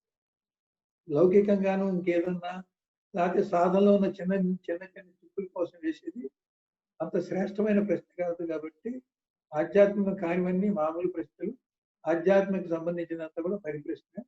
నిజమైనటువంటి శ్రేష్టమైన ప్రశ్న అంటే తన స్వానుభవానికి ఏదైనా సందేహం వస్తే ఆ సందేహం గురించి తీర్చుకోవడానికి గురువుని సమీపించి వినయంతో విశ్వాసంతో శుశ్రూష చేస్తూ ప్రసన్నం చేసుకొని మరీ అడగాలి. అట్లా అడిగేటువంటి ప్రశ్న పేరే పరిప్రశ్న.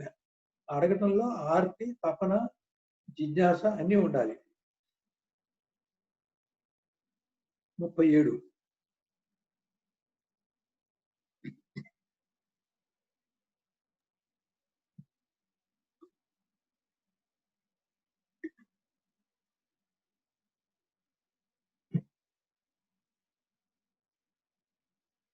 స్వామిన్ నమస్తే నతలోక బంధు కారుణ్య సింధు పతితం భవాబ్ధౌ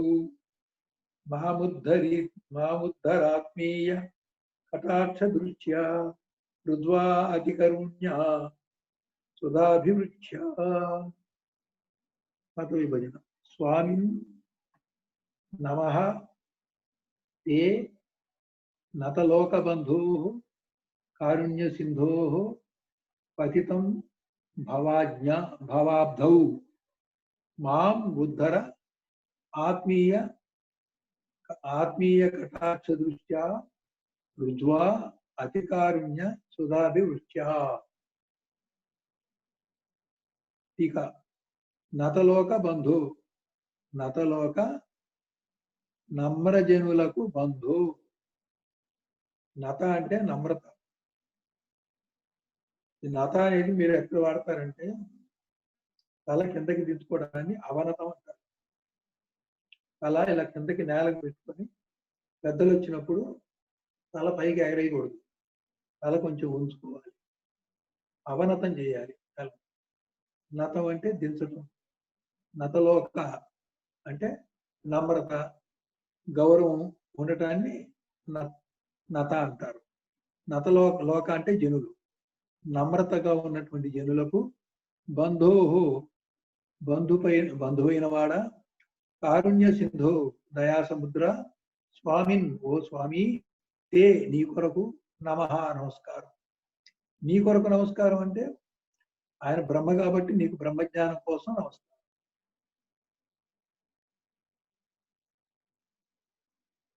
కుతః ఎందువలనగా భవాబ్ధౌ సంసార సముద్రమున, భవ అంటే జనన మరణ చక్రం, సంసారం అన్నా జనన మరణ చక్రం అన్నా పర్యాయ పదమే అని ఇందాక చెప్పాను.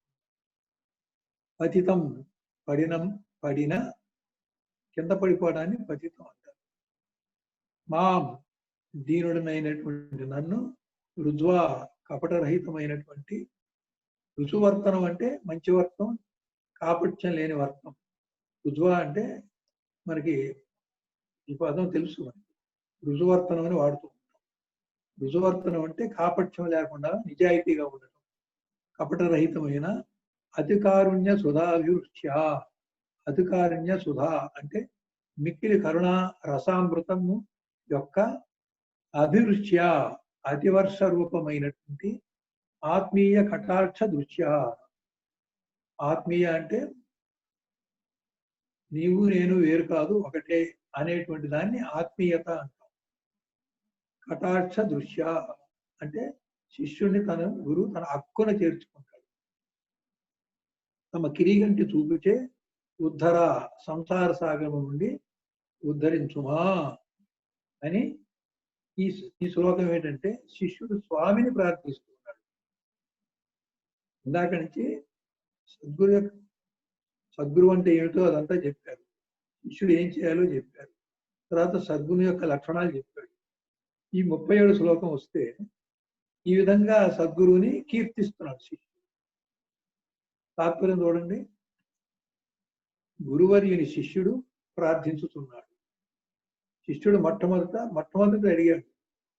తర్వాత మళ్ళీ ఇప్పుడు ఈ 37వ శ్లోకంలో గురువుని శిష్యుడు ప్రార్థిస్తున్నాడు.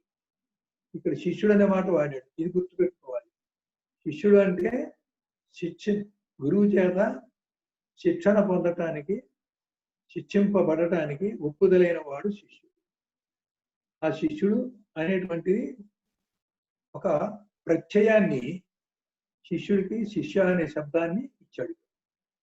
ఇంతకుముందు ఒక అజ్ఞాని అని, ఒక సాధారణ మానవుడని, ఇది ఉండాలని, చేయాలని, సాధన సంపత్తి ఉండాలని చెప్పుకొచ్చాడు. సాధన సంపత్తి ఉంది. సాధన సంపత్తి ఉన్నాక ఇప్పుడు ఈ చెప్పిన ప్రకారంగా గురువుని ఆశ్రయించాడు. అట్లా ఆశ్రయించిన గురువు ఎలా ఉన్నాడో ఆయన ఔన్నత్యాన్ని చెప్పాడు. ఆ ఔన్నత్యంలో శిష్యుడికి ఏ రకంగా దయాసింధువో కరుణాసాగరుడు ఎలా ఉద్ధరిస్తాడో కూడా చెప్పాడు.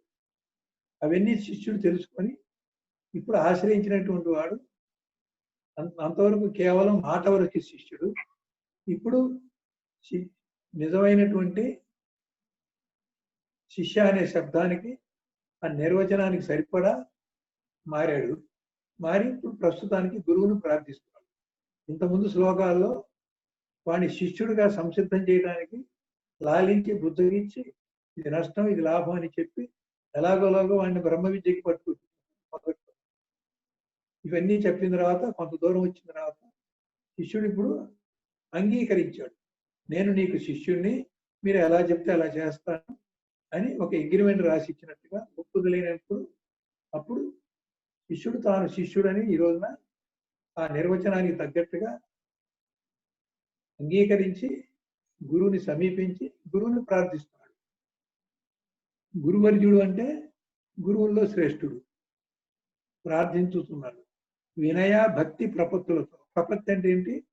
అంతా అయ్యా మీదే భారం, నాదేం లేదు, మీ ఇచ్చ, మీరు ఎలా చేయమంటే అలా చేస్తాను అనటమే ప్రపత్తి. భక్తి ప్రపత్తి అన్నప్పుడు దాన్ని చెప్పుకున్నాం. భక్తి ప్రపత్తులతో, వినయ భక్తి ప్రపత్తులతో పుట్టిన వారికి పరమ బంధువు అయిన వాడా అంటే ఎవరికి బంధువు అండి వీళ్ళు? ఎవరైతే ఆర్తితో గురువుని కొన్ని పద్ధతులతో ప్రసన్నం చేసుకుంటాడో, ఆ ప్రసన్నం చేసుకున్నప్పుడు గురువుకి ఆ శిష్యుడి మీద కరుణాకటాక్షం కలిగిందో, ఆ ప్రక్రియ శిష్యుడే దానికి ఆ గురువుని అలా తన వైపు తిప్పుకోవాలి. తన మీద కరుణ గడిగేటట్టుగా ఏం చేస్తే గురువు తన కరుణాకటాక్ష వీక్షణం ఆ శిష్యుడి మీద ప్రసరిస్తాడో దానికి వినయ భక్తి ప్రపత్తి శుశ్రూష ఇన్ని పదాలు వాడాడు. ఇవన్నీ చేసినప్పుడు ఇవన్నీ చెయ్యాలా, గురువుని కాకపడితే కానీ చెప్పడా అని మళ్ళీ అనుకోవద్దు.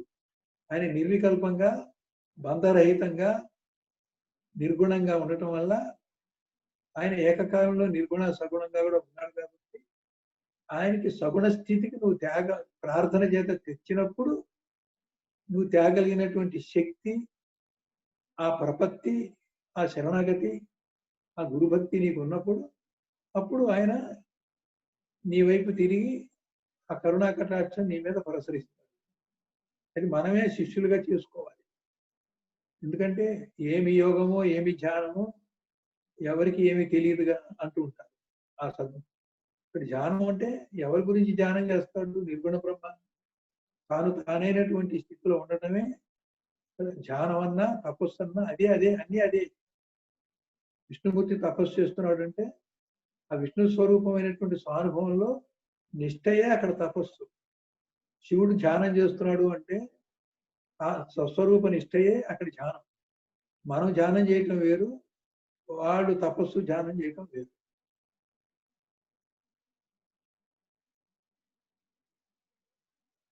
ఓ కరుణా సముద్ర, ఓ స్వామి, నీకు నేను నమస్కరించుతున్నాను. ఏలన సంసార సముద్రమున పడి దిక్కు కానక కడు దీనుడనైన నన్ను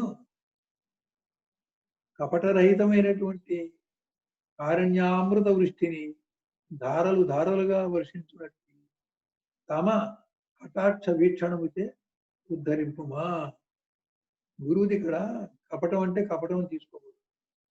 ఆయన నిర్గుణంగా ఉంటూ సగుణంగా నటిస్తున్నాడు అని అంటారు ఎవరు, తప్పు. సగుణంగా కూడా ఆయన ఉంటాడు. నిర్గుణంగా ఎంత సహజంగా ఉంటాడో గురువు సగుణంగా కూడా అంతే సహజంగా ఉంటాడు. సగుణం నటన కాదు.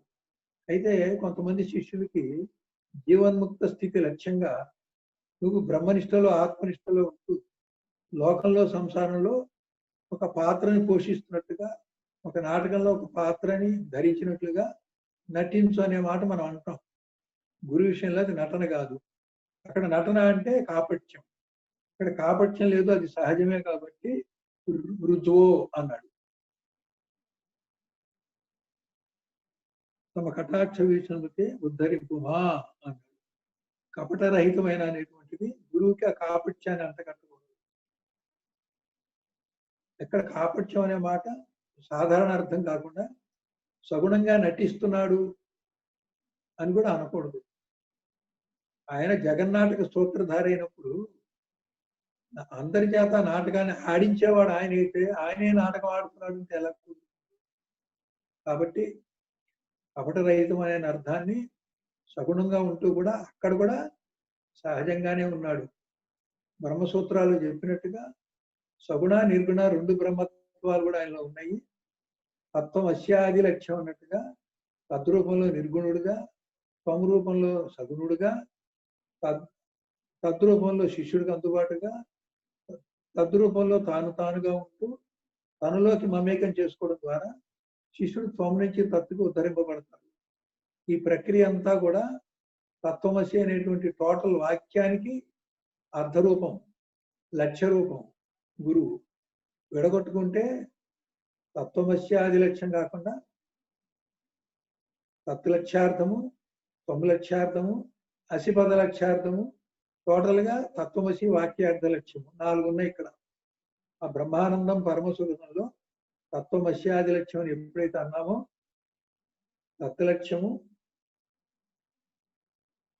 త్వలక్ష్యము, అసిపద లక్ష్యము, తత్వమసి వాక్యార్థ లక్ష్యము 4 తానైనటువంటి గురువు మనకి ఎక్కడ దొరుకుతాడు? పరబ్రహ్మమేమో తత్తుగా ఉన్నాడు, పరమాత్మేమో మాయావరణలో త్వముగా ఉన్నప్పటికీ మనకు ప్రయోజనం లేదు. ఆయన మాయా కార్యంలో ఉండిపోయాడు. మనకి దిక్కెవరు? అది ఇది రెండు తానైన వాడు కావాలి. రెండు అయ్యటమే కాకుండా నిన్ను ఉద్ధరించడం కావాలి. ఉద్ధరణ అనేటువంటిది అసిపదం ద్వారా ఉంది. తత్వత్వము ఒకటే అనేట్టున్నారు.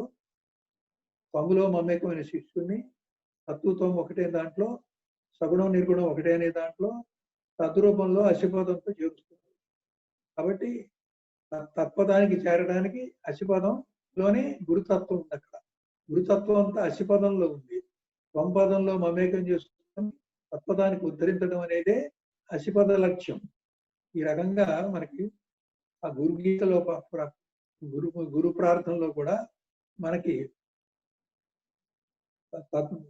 తత్పదం అని, అఖండ మండలాకారంలో తత్పదం అని, ఇంకో దాంట్లో త్వంపదం అని, ఇంకో దాంట్లో అసిపదం అని విడగొట్టినటువంటి గురు ప్రార్థనలు కూడా మీకు ఎక్కడైనా ఉన్నాయి చూడండి.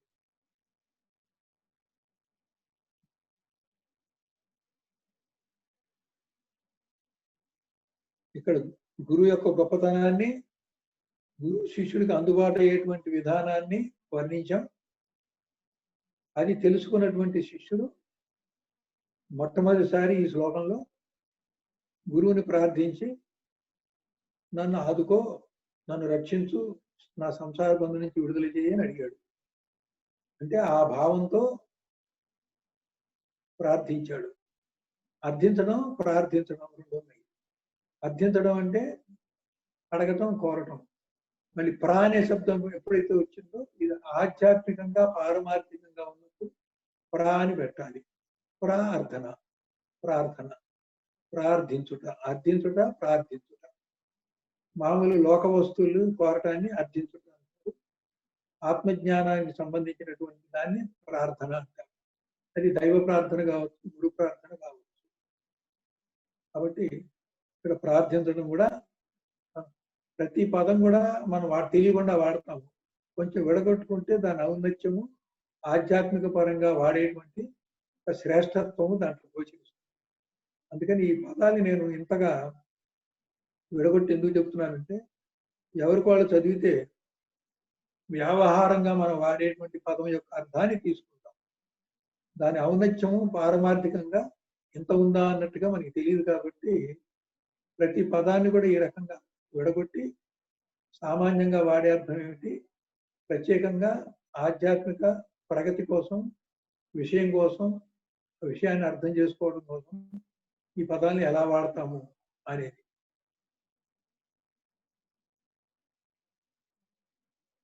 తొమ్మిదవుతోంది. 37వ శ్లోకం చదువుదాం. రేపు 38 శ్లోకం.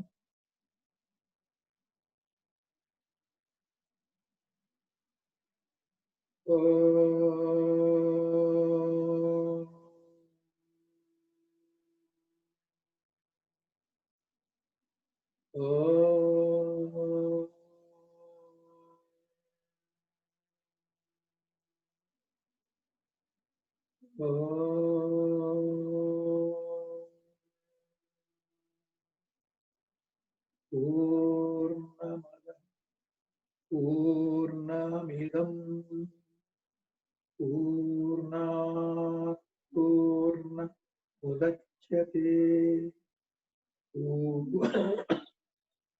పూర్ణస్య పూర్ణమాదాయ